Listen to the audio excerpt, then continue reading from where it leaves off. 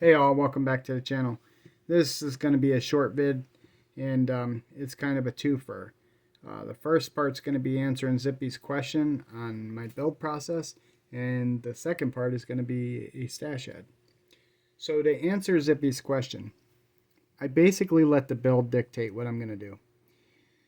There are times where I have a color picked out already for the car or truck that I'm going to build, and I paint the body first and I work from there. Other times I build all my sub-assemblies, get them all painted, and the body gets painted last. Sometimes I don't even know what color the body's going to be until the last minute, and then I go ahead and I choose a color and I paint it. So each build it's a case-by-case basis, and that's pretty much it. So yesterday, I believe it was, I was watching Matthew Inman over at Model Car Videos, and he had mentioned he went to Hobby Lobby and there was a few kits that were on clearance over there. So I happened to be over near Hobby Lobby, so I stopped in to check out and see if there was anything on clearance. I already have that Chevelle kit, and I can tell you if it was clearance, I would have bought a couple of them. But that Chrysler Imperial, that's not something that I'm truly interested in, but I would have added it to my stash. But I gotta say, Hobby Lobby is getting kind of boring as far as kits are concerned, and I'd really like to see something new come in there.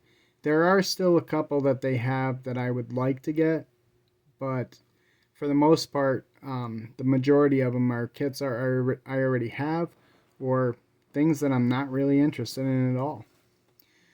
So I didn't leave Hobby Lobby empty-handed. So you see that back there. That was in clearance, and it's dented and dinged up, and I was like, you know what? I can find a purpose for that. It was $1.24. But that's not the only thing I left with. Got myself the Smokey and the Bandit Trans Am. So, or on the box they say Firebird.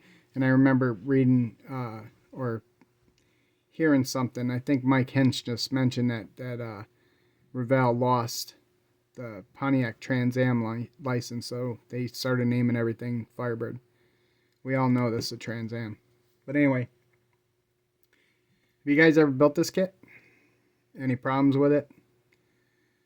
Let me know in the comment section, because I've never built this kit, and I saw it, and I was just like, you know what? The heck with it. I'm going to grab it. It was the only one on the shelf. It was unwrapped, and it was taped in the bottom, so of course I had to open her up and make sure everything was still in there, because you know how people like to steal wheels and decals. That seems like the biggest things that people lift. The wheels and decals. But everything is in there. Everything's bagged up and everything, so I should be good to go. Let me know your experience with this kit if you built it. That's all I've got. Talk to you guys later. Bye.